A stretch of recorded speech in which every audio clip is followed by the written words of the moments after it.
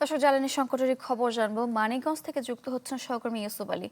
ইউসুফ, ছুটির দিনেও যানবাহনের দীর্ঘ লাইন, গ্রাহকরা কি বলছেন, তাদের অভিযোগ কি রয়েছে, বিস্তারিত জানাবেন। RICL TMX, যুগের পর যুগ স্থাপনা থাকে মজবুত। সারিকা দিন যাচ্ছে, জ্বালানি সংকট কিন্তু প্রকট আকারে ধারণ করছে। এর ফলে পরিবহন চালক, মোটরযান চালকরা কিন্তু বেশ ভোগান্তির মধ্যে রয়েছে। তারা কিন্তু এই তেল নেওয়ার জন্য পাম্পে ঘন্টার পরে ঘন্টা অপেক্ষা করছে।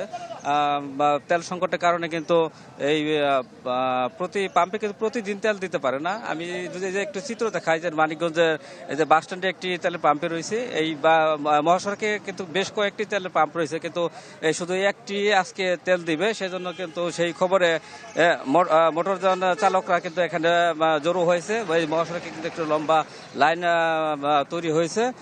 তো এখানে মালিক পাম্প কর্তৃপক্ষ তারা বলছেন যে 8:30 বা 9টা থেকে তারা তেল দেওয়া শুরু করবে। যদিও এই মোটরযান চালকরা তারা কিন্তু সেই ফজরের আজানের আগে থেকে অপেক্ষা করছে। আমরা যদি একটু কথা বলি যে মোটরসাইকেল চালকরা এখানে যারা রয়েছে তেল নেওয়ার জন্য, আপনি কখন এসেছেন, তেল পেয়েছেন কিনা? 5টার সময় আসছি, এখনো তেল পাই নাই। হরিরামপুর থেকে আসছি যাইতে তো আমার 200 টাকা 150 টাকার মতো তেল পড়ে যায়, কিন্তু একটা পাম্প দিব 300 টাকা। 300 টাকা যদি পাম্প তেল দেয়, তাহলে আমরা কিভাবে চলবো? আমার যথাযথ কর্তৃপক্ষের প্রতি আমাদের আবেদন যে উপজেলার থেকে তেলের ডিস্ট্রিবিউশনের ব্যবস্থা করা হয়। প্রশাসন মানে ফিলিং স্টেশন তো শুধু জেলা শহরগুলোতে, উপজেলা পরিষদে কোনো নাই। উপজেলা যাদের ডিলার আছে বা প্রশাসনের মাধ্যমে যাতে তেল দেয়, আমরা মোটরসাইকেল আমরা তাহলে বিশেষ সুযোগ সুবিধা ভোগ করতে পারি, আমরা এত কষ্ট ভোগান্তি যাতে না হয় আমাদের আর কি।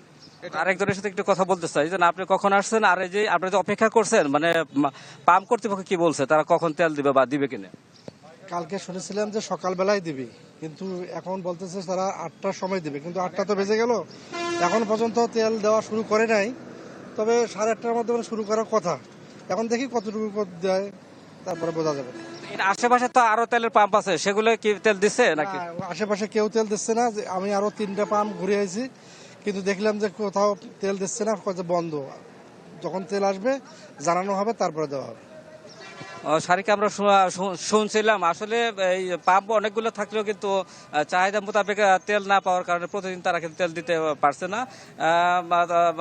যে পরিমাণ চাহিদা রয়েছে প্রতিদিন তার 1/5 কিন্তু এই তেল পাচ্ছে।